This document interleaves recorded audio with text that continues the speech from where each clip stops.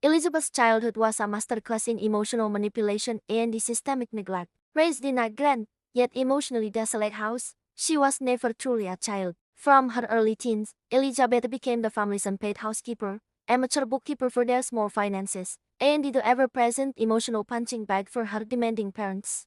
Her older brother, meanwhile, basked in the spotlight as the undisputed golden child, enjoying every comfort Elizabeth was denied. This subtle, insidious abuse festered until Elizabeth's 18th birthday, when her parents delivered a cruel gift, a formal eviction notice. Their stated rationale was a twisted lesson in the harsh realities of the world.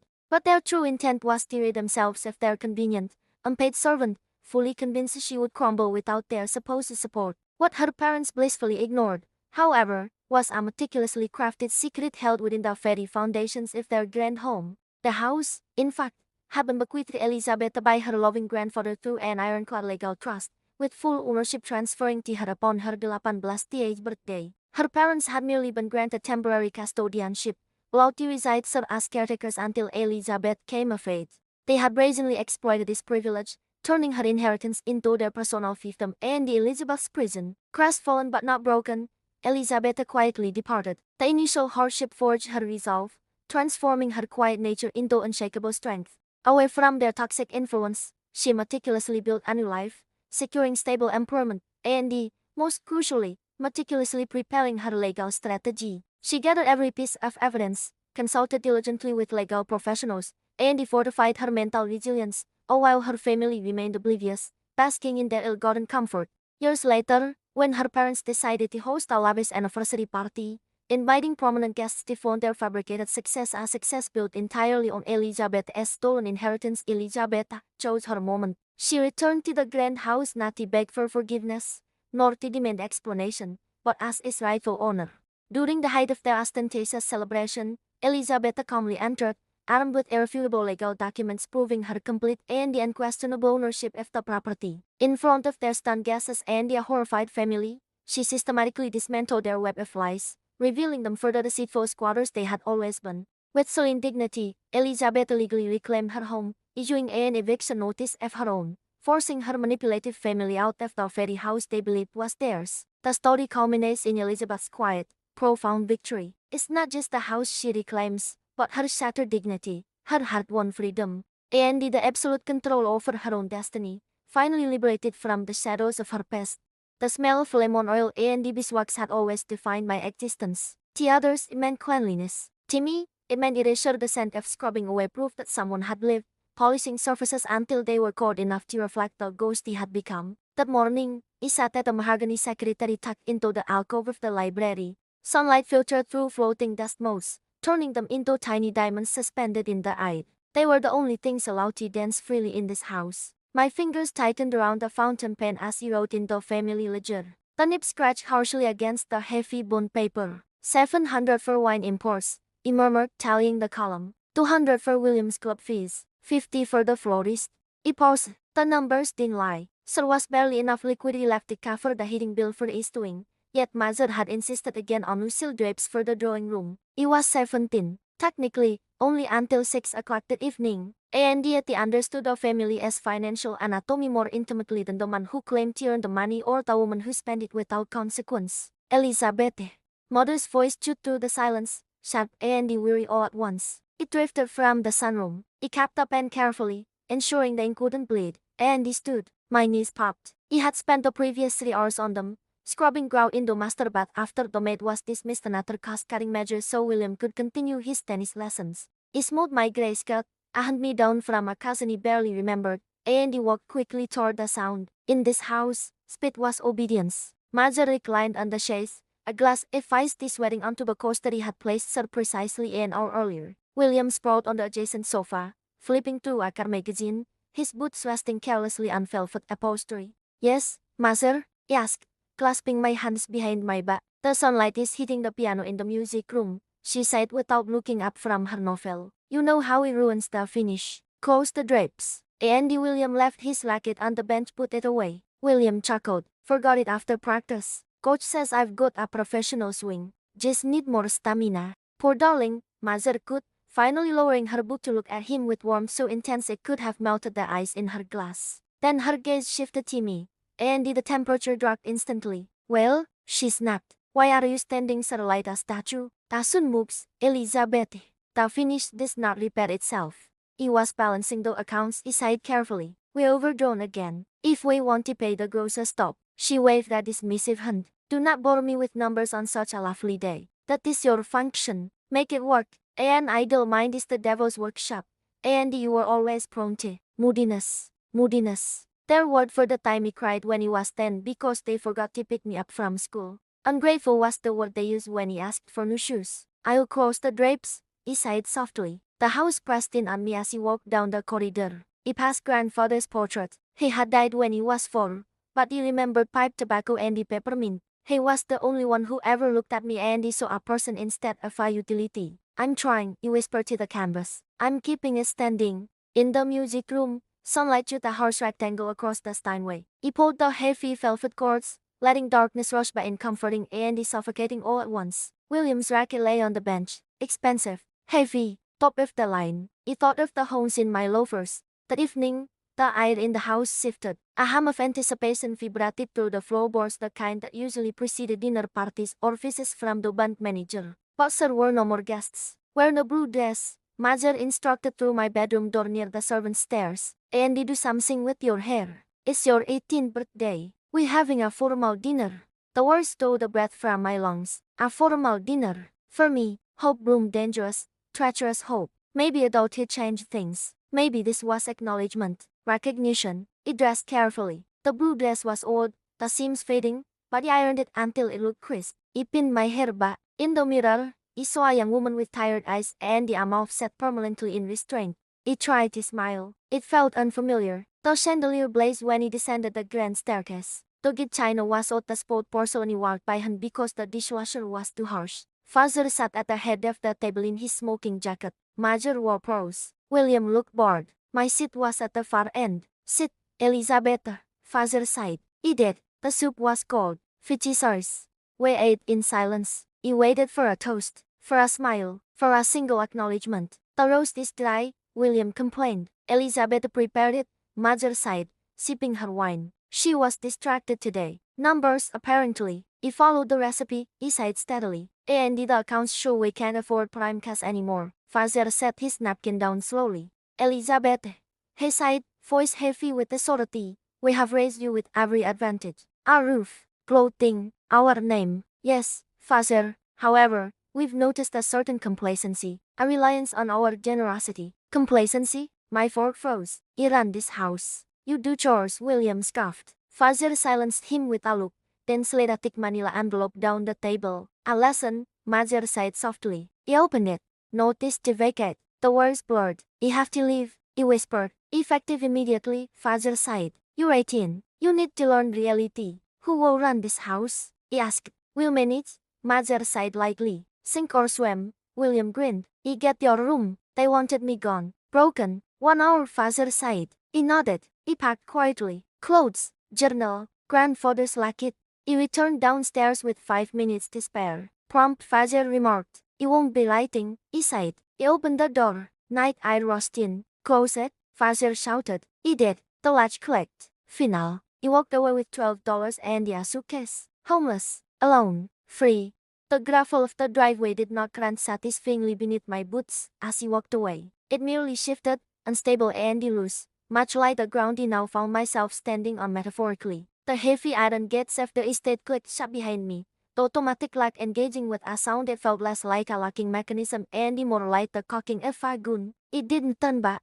To look over my shoulder would have been to acknowledge the silhouette of my mother watching from the drawing room window, or the inevitable smirk my brother wore as he sprawled on the sofa he had vacuumed just hours before. The duffel bag digging into my right shoulder contained 3 changes of clothes, a toothbrush, a better paperback, and a small, then a tin box that he had managed to smuggle out of the attic years ago. It was a pathetic arsenal for facing the harsh realities my father had so theatrically warned me about.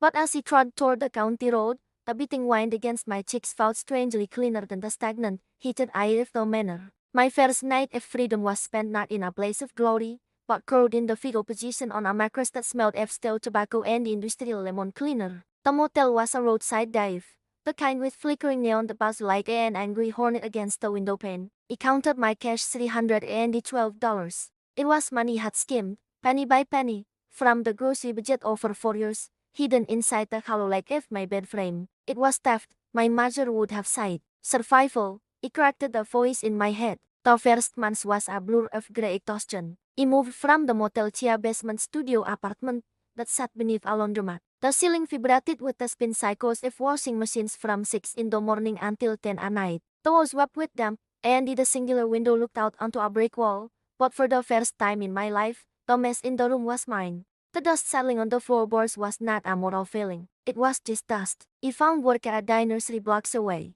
Though irony was not lost on me. He had spent my youth serving tea on silver platters to ungrateful aristocrats. Now, he served burnt coffee in chip mugs to truckers and the exhausted nurses. You're scrubbing the counter like you're trying to erase a murder. Liz, my manager, a gruff woman named Sal with hair dyed the color of a traffic cone, barked at me during the lunch rush. He paused, my hand trembling slightly over the formica. He just wanted clean, Sal.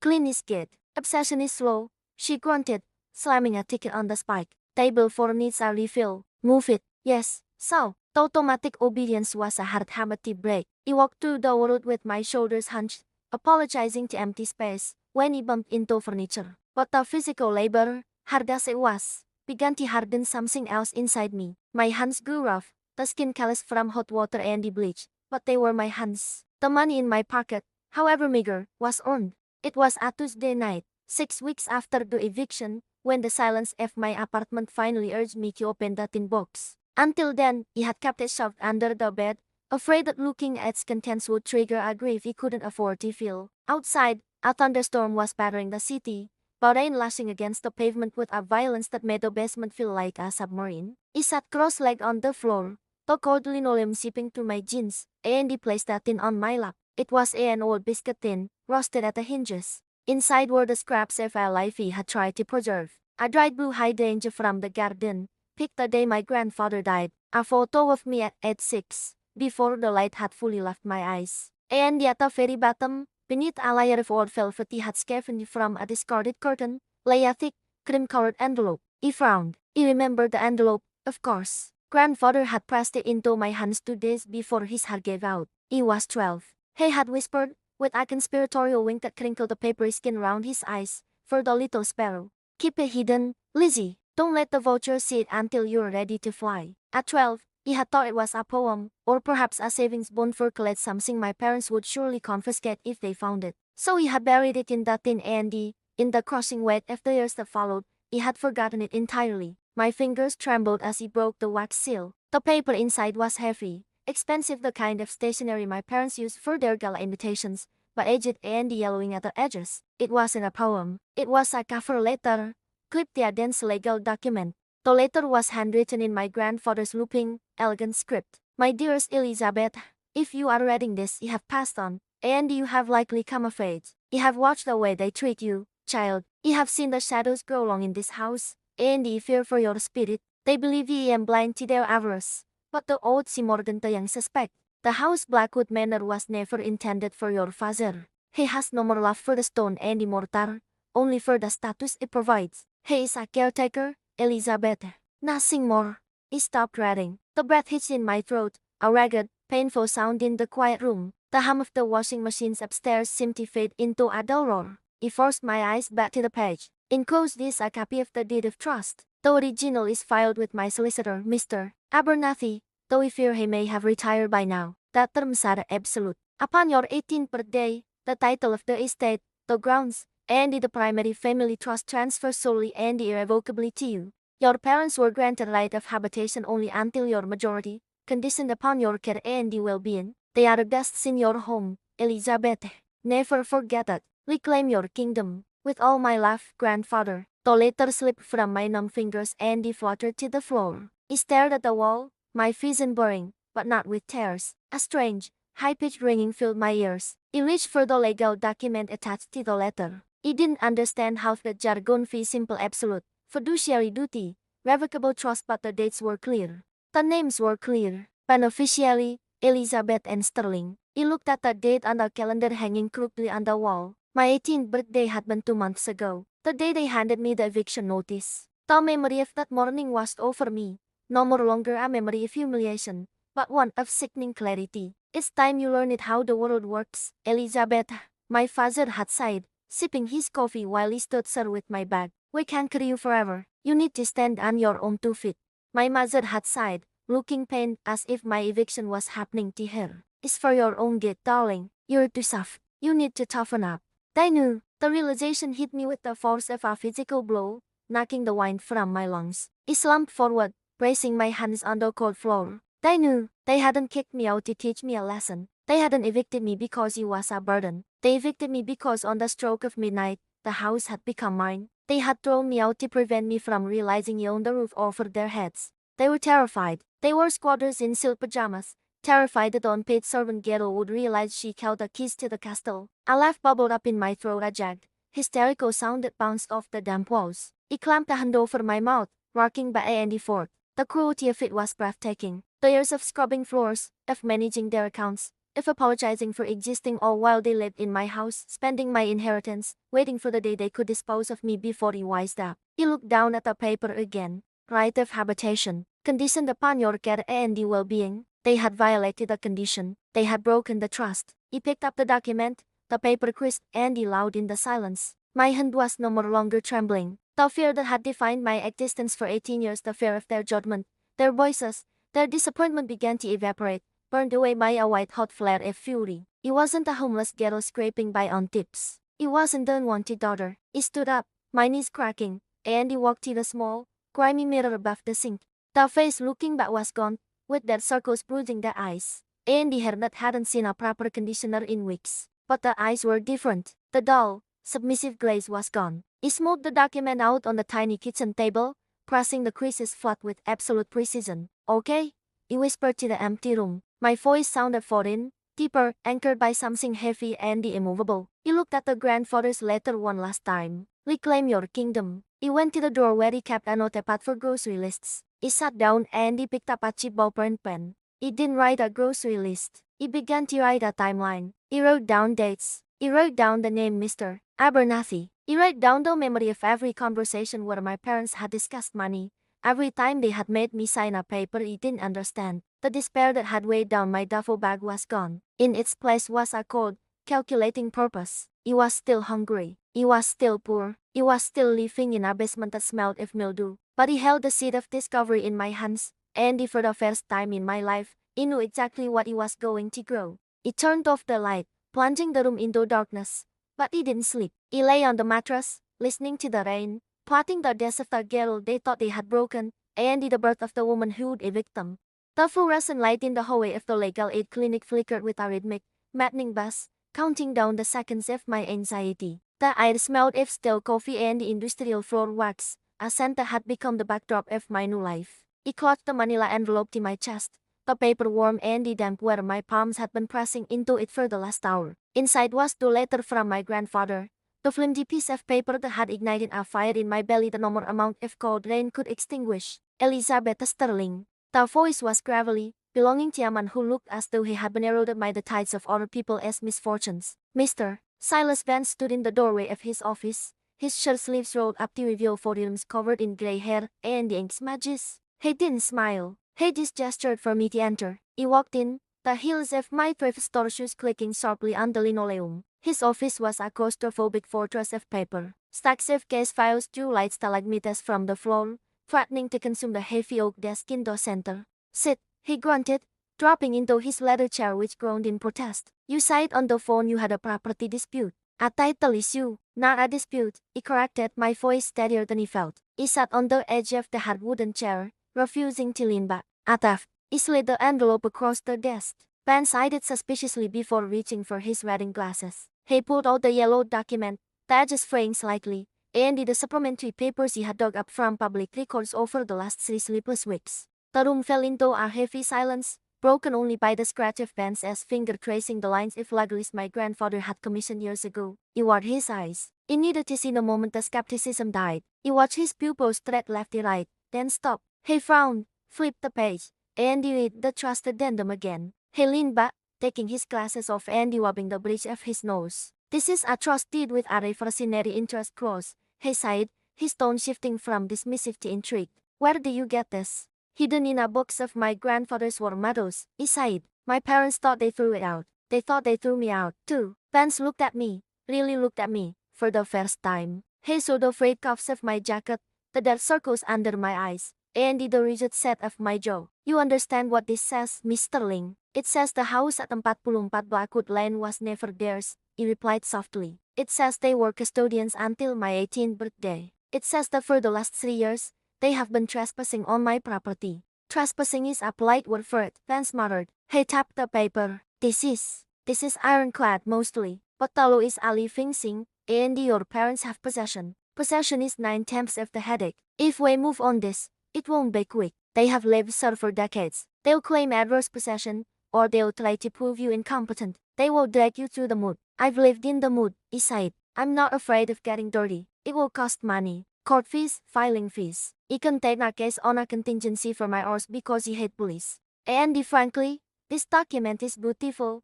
he sighed, tapping the paper again. But the administrative costs alone. He had a job, he chewed in. 2 jobs, he rice and the beans. He don't buy new clothes. He will pay whatever it costs. Vance studied me for a long moment, the hum of the ventilation system filling the space between us. Then, a slow, predatory grin spread across his face. All right, Elizabeth, let's get to work. The months that followed were a blur of exhaustion and the adrenaline. He had forged a routine that was punishing, but necessary. By day, he worked as an archivist as assistant in the basement of the city library, a job I paid little but gave me access to property records and the legal texts. By night, he scrubbed floors in an office building downtown, the smell of ammonia stinging my nose as he erased the footprints of corporate executives. My apartment was a studio the size of a walk-in closet, located above a noisy laundromat. The walls vibrated with the spin cycle, and the air was perpetually humid, smelling of dryer sheets and the urban decay. But it was mine. He paid the rent. No one could tell me to leave.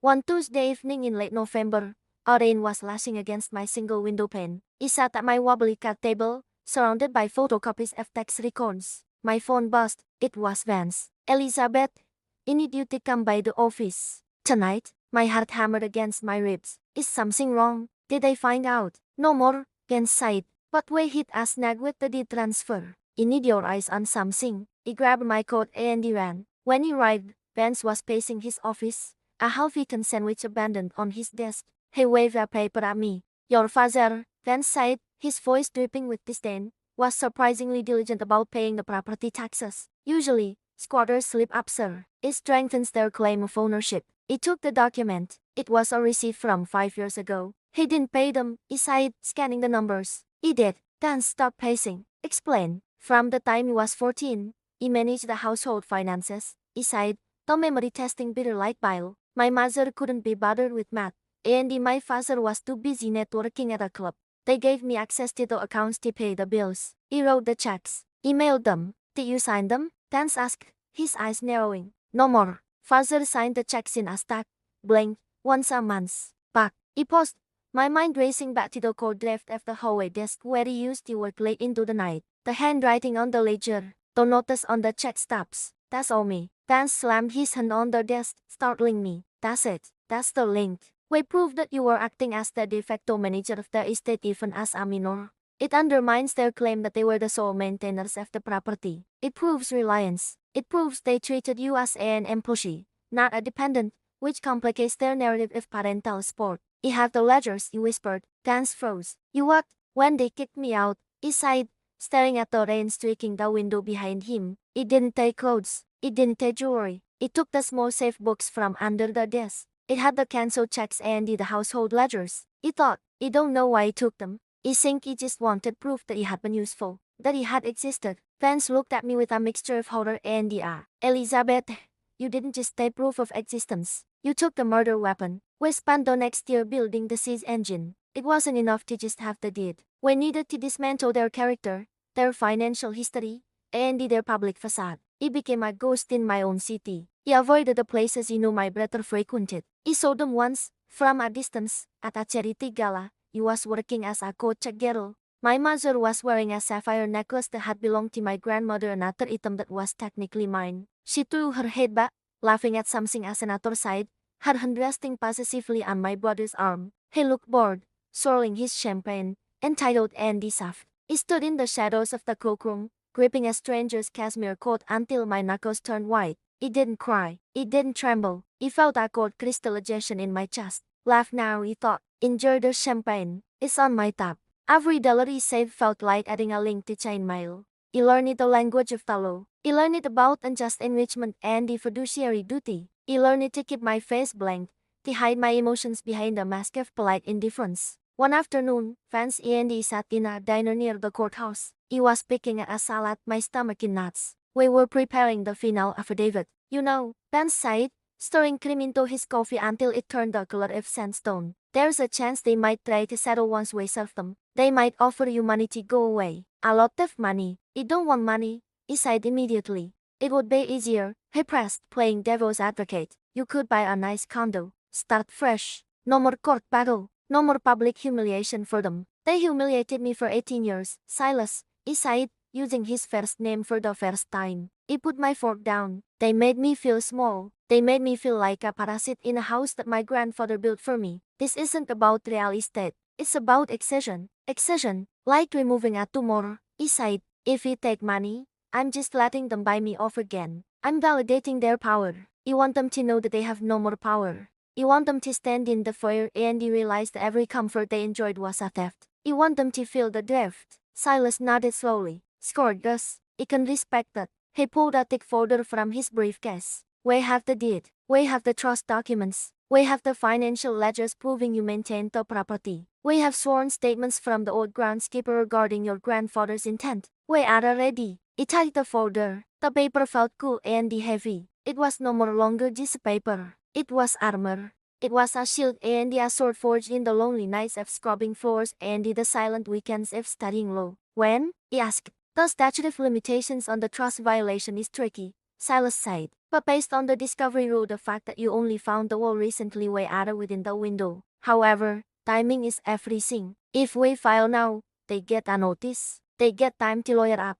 spin the story, maybe hide assets. You don't want to just file, he sighed, my mind drifting to the society pages you read religiously. You want to serve them in person, when they can't hide. That's dramatic, Silas warned, and potentially volatile. They are planning an anniversary party, he sighed. The Emerald anniversary, 50 years of the house being in the family, or so they claim, is in 3 months. Silas raised an eyebrow. You want to crash the party. You don't want to crash it, he corrected him, a ghost of a smile touching my lips. It's my house. I'm just coming home. He looked out the window of the diner. The sun was breaking through the clouds, casting sharp, distinct shadows on the pavement. The frightened, weeping girl who had walked out of that mansion with a garbage bag of clothes was dead. In her place sat a woman who held the keys to her own destiny in one hand and the demolition order in the other. 3 months, he sighed firmly. We finalize everything. We triple-check every precedent. And on the night of the party, we ended. Silas closed the folder. 3 months, Elizabeth. Keep your head down. Keep your armor on. It never comes off, he replied. The glow of the tablet screen was the only light in my apartment. A cool, artificial blue that washed over my hands. He sat on my sofa, legs tucked beneath me, wrapped in the silence he had paid for with years of double shifts and frugality. On the screen, the City Chronicles Society page loaded pixel by pixel, revealing a photograph that made my stomach tighten, not with fear, but with a cold, calcified anticipation. Sir, they were Lydie and DeMarcus, my parents. They stood on the grand staircase of the manor, my manor draped in fabrics that cost more than used to make in a year. Lydie wore a smile that didn't reach her eyes, a practiced grimace of superiority that he knew better than my own reflection. Marcus had his hand on the banister, looking out over the foyer with the proprietary eye of a feudal lord. And between them, looking slightly bloated and red-faced from too much expensive wine, was Julian, my brother, the golden boy, whose chin had begun to dull under the weight of his own indolence. The headline read, 30 Years of Excellence, Bowen Family Anniversary Gala. He zoomed in on the date, Saturday, 2 days from now. Excellence, he whispered to the empty room. The word tasted like ash. They were celebrating 30 years of marriage, yes, but the article spent more time phoning over their historic residence and their philanthropic stewardship of the estate. It was a masterclass in fiction. They were celebrating ally, hosting the city's elite in a house they were legally trespassing in, paid for with money that should have been in my trust fund. He set the tablet down on the coffee table with a deliberate click. The girl who had wept while packing a ragged duffel bag on her 18th birthday was dead. She had died the moment a heavy oak door slammed behind her that winter morning. In her place sat a woman who understood that patience was not passivity, it was a weapon. The next morning, the city was grey. Wrapped in a drizzling rain that slicked the cobblestones and made the tires of taxis hiss against the asphalt. He adjusted the collar of my trench coat and stepped into the lobby of Thorn Associates. The smell of the office was distinct old paper, lemon polish, and the metallic tang of expensive espresso. It was the scent of authority. Mr. Thorn was waiting for me. He was an older man, sharp-featured and terrifyingly competent, with eyes that had seen every variation of human greed. He didn't stand when he entered. He simply nodded toward the leather chair opposite his mahogany desk. Elizabeth, he sighed, his voice a gravelly baritone. You're early. He didn't want to waste time, Arthur. He allowed a small, dry smile to touch his lips. He respected me, he knew, not because of my lineage, but because he was the only client he'd ever had who read the fine print more obsessively than he did. He pushed a thick, blade binder across the desk. It slid over the polished wood with a heavy sound. Everything is finalized, Thorn sighed, folding his hands. The deed transfer was triggered automatically in the county registry upon your 18th birthday, just as your grandfather's trust dictated. The custodianship clause your parents relied on evaporated the second you became a legal adult. For the last several years, legally speaking, they have been guests who overstayed their welcome. Squatters, he corrected softly. Technically, yes. Squatters with a very high credit limit. Thorn opened a separate folder. This is the kinetic element, the eviction notice. Or, more accurately, the notice to quit. It gives them 24 hours to vacate the premises due to unauthorized occupation and the misappropriation of trust assets. He reached out and he touched the document. The paper was heavy, cream-colored, textured. It felt like iron. And the police presence? He asked, my eyes scanning the legal jargon he had practically memorized over the last 6 months. Ranged, Thorn replied. We have a private security detail on standby to escort you.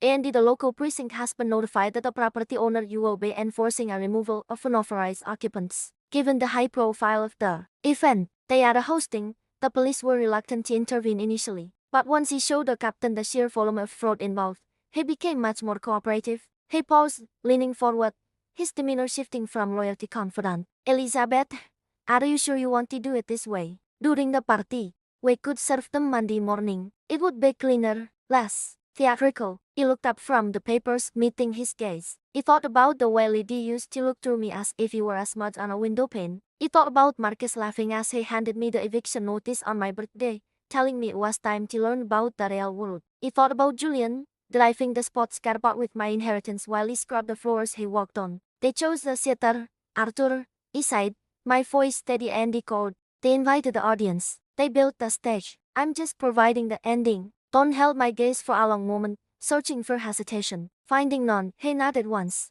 Very well. The unseen architect reviews her design. Leaving the office, he felt a strange sense of weightlessness. The dread that had dogged me for years, the fear that somehow they would win, that their charisma would outshine my truth had evaporated. In my hand, he held the briefcase containing my life. He spent the afternoon preparing the physical armor for the battle. He didn't go to the department stores my mother frequented. He went to a tailor in the financial district, a place where suits were cut like diamonds, sharp, hard, and flawless. He chose a suit of slate gray, the color of a storm cloud before it breaks. It was tailored to within an inch of his life, fitting me like a second skin. When he looked in the three-way mirror, he didn't see the housekeeper. He didn't see the victim. He saw the owner. The jacket had sharp shoulders that added structure to my frame, and the trousers fell in a clean, authoritative line. It suits you, the tailor sighed, pinning a hem. Commanding. That's the point, he murmured. That evening, he returned to my apartment and he began the final ritual. He cleared my dining table and he laid out the documents, creating a timeline of their deceit. Here was the original trust document, signed by my grandfather, declaring the house was to be held in trust for Elizabeth Maine. Here were the bond statements he had subpoenaed, showing the systematic draining of the maintenance funds for personal vacations, jewelry, and Julian's gambling debts. And here, papiche de resistance, the letter my parents had given me on my 18th birthday. Effective immediately, your residency is terminated. He picked up the old letter. The paper was yellowing now. He remembered the way my hands had shaken when he read it. He remembered looking at my father, waiting for the punchline, waiting for him to tell me it was a joke. He remembered the realization that he was utterly alone. But he wasn't alone anymore. He had the law, he had the truth, and he had the element of surprise. He poured a glass of water and he walked to the window, looking out over the city skyline. Somewhere out there, in the wealthy hills to the west, the lights of the manor were burning. Caterers were likely setting up tents along my lawn. Florists were arranging thousands of dollars of lilies in the foyer my foyer. My parents were likely toasting to their own brilliance, convinced they had gotten away with the perfect crime. They thought it was broken. They thought it was gone. They had forgotten the most important lesson of architecture. No foundation determines the structure. They had built their lives on sand, on lies, and theft. My foundation was rock. He sat back down and he opened my notebook, reviewing the script he had rehearsed in the shower, in the car, in my dreams. He wouldn't scream. He wouldn't cry. Tears were for the powerless. He would speak with the absolute calm of a judge delivering a sentence. No more. Good evening, everyone. He apologized for the interruption. Too polite. Get out. Too crude. He needed to be precise. He needed to dismantle them with the same surgical precision they had used to excise me from the family. He practiced the breathing exercises my therapist had taught me. In for 4, hold for 4, out for 4. My heart rate slowed. The anxiety that usually fluttered in my chest was replaced by a cold, hard resolve. It felt like a stone settling in my stomach. He picked up my phone and he dialed Thorne's number one last time. Thorne speaking. It's Elizabeth. He sighed. Is the courier ready for the secondary filings? Hayes. As soon as you give the signal tomorrow night, the losses for restitution and the fraud will be electronically filed with the court. By the time your parents wake up Sunday morning wherever they are, the assets will be frozen. Kid, Elizabeth. Son's voice softened slightly. Try to sleep. You need to be sharp. I've never been more awake, Arthur. He hung up and he turned off the lights, but he didn't go to bed immediately. He sat in the dark, listening to the city breathe. He visualized the house, the grand staircase, the library where grandfather used to read to me, the kitchen where he had peeled potatoes until my fingers bled. For years, the house had been a symbol of my pain, a monument to my neglect. But as the hours ticked by, bringing me closer to the anniversary party, the house shifted in my mind. It wasn't their fortress anymore. It was a hostage waiting to be rescued. Andy was coming for it. He closed my eyes. Andy, for the first time in years, the image of my parents did make me flinch. He saw them as they truly were, small, petty thieves playing dress up in a giant's castle. The fear was gone. All that remained was the cold, unwavering certainty of the architect who is finally ready to execute a design. Tomorrow, the world would see. Tomorrow, the unseen would become undeniable. The gravel of the driveway crunched beneath the tires of the higher town car, a sound that used to signal terror in my chest. It was the sound of my father returning home, the signal to make myself invisible, to ensure the coaster was perfectly aligned under his scout glass, to check that the foyer floor was spotless. Tonight, however, the sound was different. It was the rhythmic doom roll of a reckoning long overdue. He stepped out of the vehicle, the cool evening air beating at my exposed shoulders. He smoothed the fabric of my dress midnight blue silk, tailored to perfection, costing more than the entire allowance they had begrudged me all for 18 years. The valet, a young man who looked no more older than he was when he was thrown out, held the door with a polite nod. He didn't know me. No more one here knew me. Not really. To them, he was just another guest arriving late to the chaotic symphony of my parents' 30th anniversary gala. The house loomed before me, bathed in the artificial glow of uplighting that turned the limestone facade into a theatrical set. It was a beautiful lie. From the outside, it projected stability, wealth, and the generational grandeur. Inside, he knew the rot that festered in the drywall, the damp chill in the attic room where he had slept, and the suffocating silence that usually filled the halls. But tonight, the house was alive with the hum of a string quartet and the murmur of the city's elite. He ascended the front steps. My heart didn't race. My hands didn't tremble. He had expected fear, perhaps a phantom echo of the girl who had wept on these very steps with a trash bag of clothes, but there was only a glacial calm. He was not the victim returning to the scene of the crime. He was the judge, the jury, and the executioner. Passing the threshold, the sensory assault was immediate. The scent of expensive lilies and the heavy perfumes was cloying, masking the old, familiar smell of dust and the cedar. He navigated the foyer, my heels clicking sharply against the marble used to scrape on my hands and knees. Champagne, miss, a waiter offered, extending a tray. He took a flute, not to drink, but to hold something cold, a physical anchor for the reality he was about to shatter. Thank you. He moved toward the ballroom. The double doors were thrown wide open, revealing a sea of tuxedos and the gowns. At the far end of the room on a raised dais stood the trinity of my torment, my father holding coat with a cigar in one hand, my mother dripping in diamonds that likely belonged to the trust, and Julian, my brother the golden boy who had never worked a day in his life, laughing at a joke he probably didn't understand. They looked happy. That was the insult that stung the most. They looked entirely unburdened by conscience, thriving on the stolen fruit of my grandfather's legacy. He waited in the periphery, watching the performance. My father tapped a spoon against his glass, a sharp ting-ting-ting cutting through the chatter. The room hushed obediently. Friends, colleagues, my father boomed, his voice oozing a practiced warmth that never reached his eyes. He wrapped an arm around my mother's waist. 30 years. They say building a home is the hardest work a man can do. But when you have a partner like Catherine, and a son like Julian Dickery on the name, the work is a joy. We built this life from the ground up, with nothing but great and the family values. A ripple of polite applause moved through the crowd. I felt a bitter bile rise in my throat. Great family values. Andy, tonight, he continued, we celebrate not just the past, but the future. We intend to expand the estate, to ensure that the black and iron gates of this home remain open to our friends for generations to come. That won't be possible, he sighed. He hadn't shouted, but the acoustics of the ballroom, the scientific whispers, carried my voice with startling clarity. The applause died instantly. Heads turned. The crowd parted instinctively, creating a corridor between me and the days. My father squinted against the spotlight, his smile faltering. I'm sorry. Who sighed? He stepped into the light. The recognition hit them in waves. First Julian, whose smirk dissolved into slack-jawed confusion. Then my mother, whose hand flew to her throat as if grasping for pearls to strangle herself with. And finally, my father. His face went from confusion to a deep, ruddy crimson of suppressed rage. Elizabeth. The name tasted like poison in his mouth.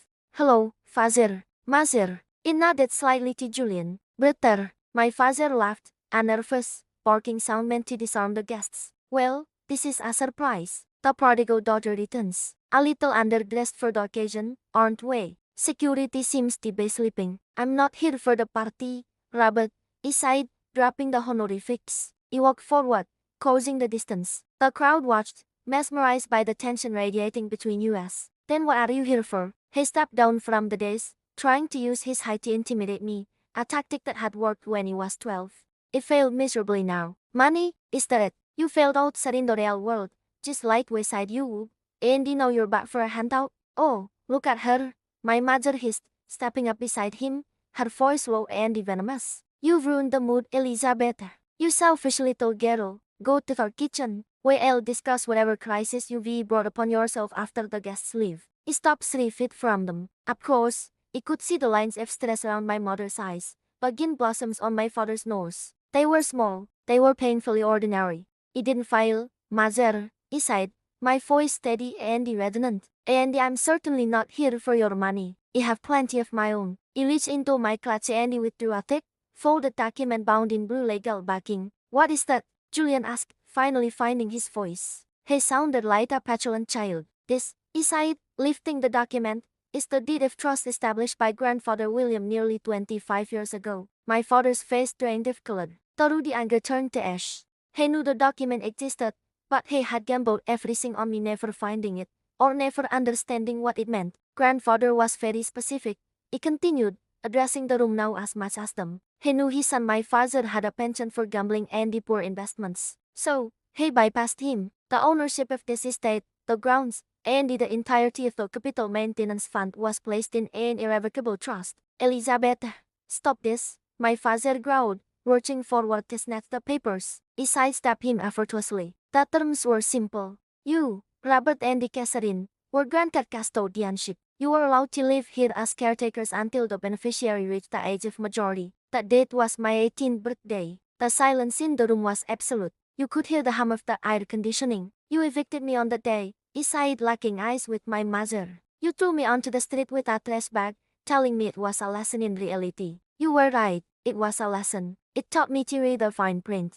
This is nonsense, my mother shrieked, her voice shattering. She turned to the Bests, her smile manic. She's unstable. She's always been jealous of Julian. Someone call the police. Please do, he sighed calmly. You have the sheriff waiting in the driveway. He's reviewing the rate of possession as we speak. He opened the document to the final page, where more heavy red seal of the court sat stamped and finalized. You see, he sighed, my voice dropping and active, becoming little, when you evicted the beneficiary, you violated the primary cause of the custodianship. But even if you hadn't, your time was up years ago. You have been squatting in my house, spending my inheritance, and playing aristocracy on borrowed time. My father was trembling now. You ungrateful wretch. We raised you. We put a roof over your head. You made me a servant in my own home. He corrected him. But that's in the past. Tonight is about the present. He extended the papers toward him. He didn't take them, so he let them drop. They landed on the polished floor with a heavy thud that echoed like a bevel strike. This is a formal eviction notice, he declared. You have forfeited your right to reside here due to gross mismanagement of the trust and the fraudulent concealment of assets. The accounts have been frozen as of this morning. The cars in the driveway have been repossessed. The valets are actually handing the keys over to the repo agents right now. Julian gasped, looking toward the window as if he could see his beloved sports car vanishing. You can't do this, my mother whispered, tears streaming down her face, ruining her makeup. Where will we go? This is our anniversary. It's not your anniversary,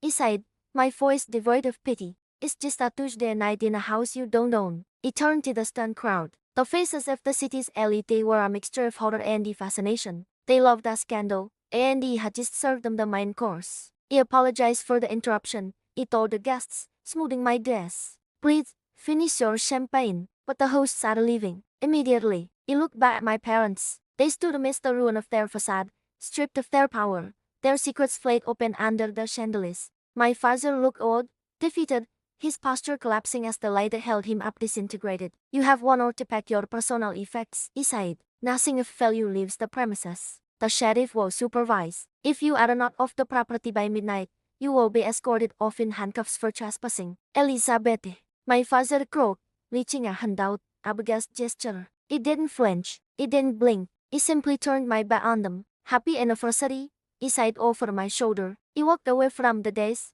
moving toward the grand staircase that led to the upper floors. He didn't look back to see them scrambling, or to hear my mother's wails, or to watch the guests awkwardly dispersing, realizing the party was over. He placed my hand on the banister, solid mahogany, cool and smooth under my palm. For the first time in my life, he wasn't cleaning it, he was claiming it.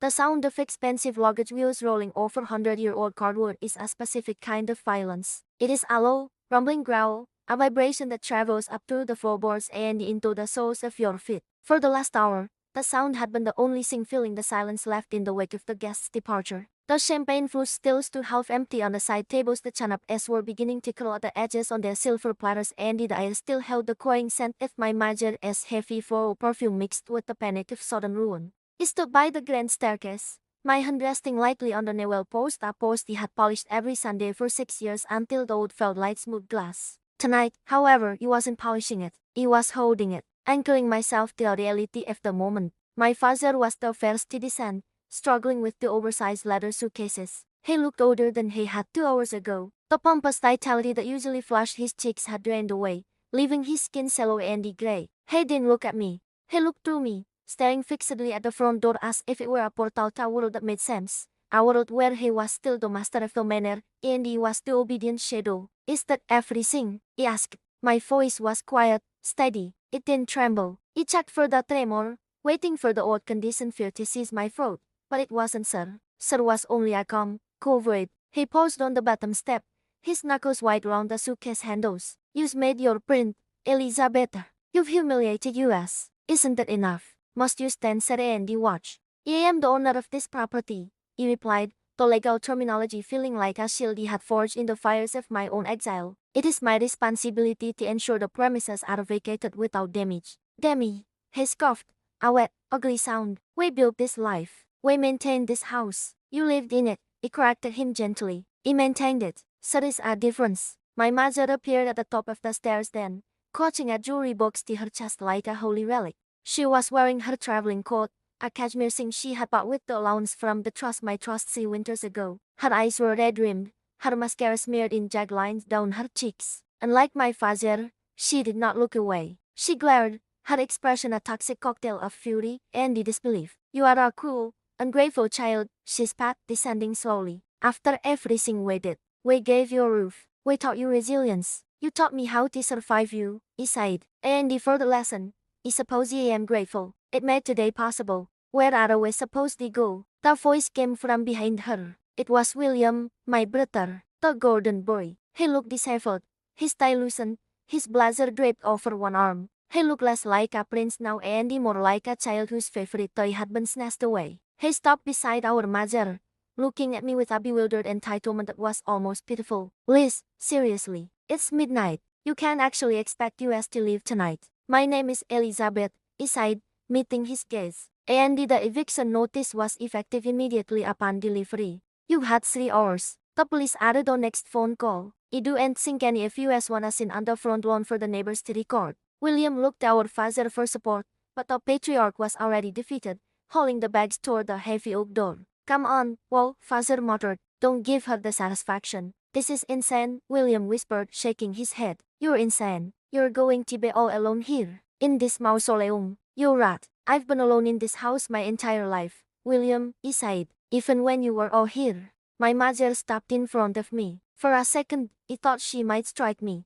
Her hand twitched, but she saw the way he stood shoulders back, chin high, eyes unblinking. He was not the cowering teenager she had evicted on my 18th birthday. He was a woman who had read every clause, every addendum, and every footnote of my grandfather's will. He was the law in this room. You will regret this, she hissed, her voice trembling with impotent rage. You think this makes you powerful? You're just a sad, vindictive little girl. I'm the landlady, he sighed simply. Please leave my house. She made a noise of disgust, hit the jewelry box higher, and swept past me. The gust of fire she created felt cold, but it didn't chill me. It felt like a drift from a window being finally, permanently closed. I watched them file out. My father, broken by his own hubris. My mother, consumed by her victimhood. My brother, bewildered by a world that finally refused to cater to him. They stepped out into the cool night air, into the uncertainty they had once so gleefully forced upon me. I didn't follow them out onto the porch. I stayed on the threshold. I watched them load the trunk of their luxury sedan, another asset he would be claiming in court next week, though they didn't know that yet. I watched the taillights flare red, casting long, bloody shadows across the driveway. And then, with the crunch of gravel, they were gone. The silence that rushed back into the house was profound. It wasn't the silence of emptiness. It was the silence of a held breath finally being released. He reached out and he took hold of the heavy brass handle of the front door. It was cold and solid. He pushed the door shut. The mechanism clicked, a heavy, decisive thud echoed through the foyer. He turned the deadbolt. Click, then the security latch. Click, locked. Mine. He leaned my forehead against the wood for a moment, closing my eyes. He waited for the crash. He waited for the tears, the hysteria, the overwhelming emotional collapse that is supposed to follow such high drama. But it didn't come. Instead, my pulse slowed. The knot that had been in my solar plexus for 4 years simply untied itself. He turned around and he looked at the foyer. The chandelier overhead, a cascading waterfall of crystal, shimmered in the low light. He had cleaned each of those crystals with vinegar and the water on a ladder that shook, terrified of dropping one and facing my mother's wrath. Now, looking up at it, he saw only light. He began to walk. He didn't run through the house like a child set free. He walked with the measured, deliberate pace of a proprietor inspecting her domain. My heels clicked rhythmically on the marble clack, clack, clack, a sound that used to signal my rushing to surf, now signaling only my presence. He went to the kitchen first.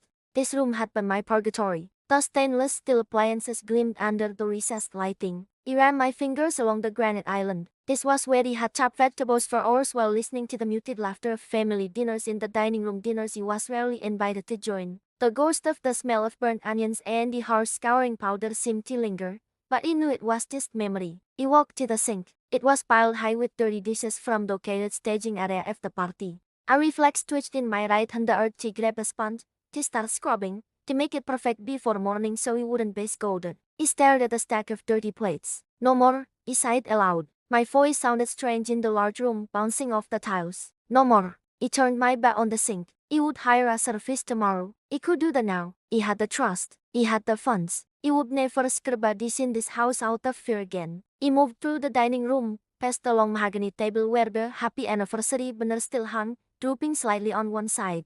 He reached up and he tore it down. The paper ripped with a satisfying tear. He crumpled the glossy letters into a ball and he dropped them onto the floor. He would pick it up later. Or he wouldn't. It was my floor. He climbed the stairs, ascending toward the second floor. This was where the bedrooms were. This was where the hierarchy had been most strictly enforced. He walked past my brother's room, the door left wide open, clothes strewn across the floor in his hasty packing. It smelled of expensive cologne and neglect. He didn't stop. He had no more interest in his chaos anymore. He walked to the end of the hall, to the master suite, my parents' room. He hesitated at the door. This room had always been the inner sanctum, the place where the judgments were handed down, where he was summoned to be disciplined or critiqued. Entering it without permission felt like a transgression against the laws of physics. He pushed the door open. The room was in disarray. Drawers were pulled out. Hangers littered the bedspread. It looked like a storm had passed through. But underneath the mess, he saw the bones of the room.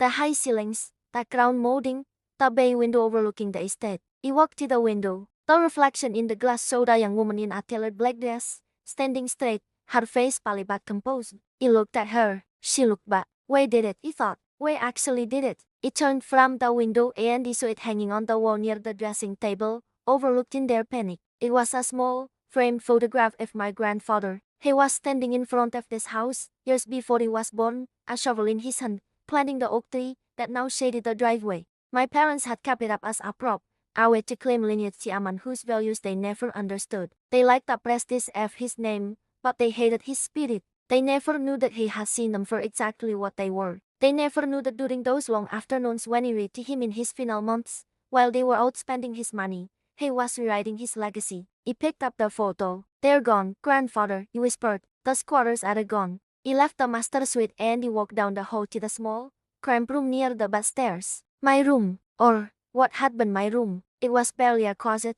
really. A twin bed, a single wobbly desk, a window that looked out onto the brick wall of the grass. He stood in the doorway. It looked so small. How had he contained all my grief, all my longing, in such a tiny box for 18 years? He stepped inside. The air was musty. It felt like stepping into a museum exhibit of a tragic life. He sat on the edge of the bed mattress. The springs creaked a familiar, mournful sound. This was where he had cried on my 18th birthday, coaching the eviction notice. This was where he had packed my own bag, terrified and heartbroken, believing their lies that he was worthless. But he wasn't the girl anymore. He was the woman he had spent 4 years working 2 jobs, saving every penny, paying for legal consultations, and gathering evidence. He was the woman who had walked back into the lion's den and he pulled the teeth from the beasts. He stood up. He didn't belong in this room anymore. He walked out, leaving the door wide open. He would have the wall knocked down. He would expand the hallway. He would let the light in. He found myself drawn back downstairs,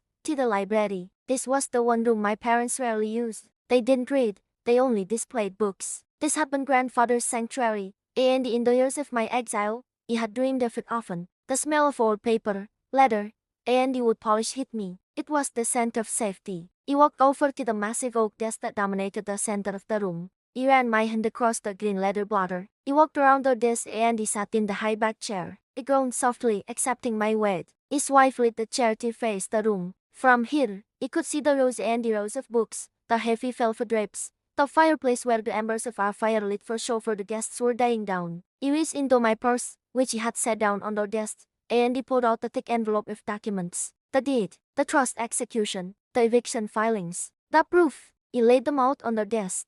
They were just paper, ink on wood pulp, but they weighed more than the house itself. They were my Emancipation Proclamation. A clock chimed in the hallway. 1 o'clock in the morning. The house settled around me. The creaks and the groans of the timber frames were not ominous whispers, but the stretching of an old friend waking up from a long, bad dream. The air felt lighter, cleaner. The toxicity that had permeated the drywall, the tension that had lived in the upholstery, it had all walked out the door with the 3 people who had manufactured it.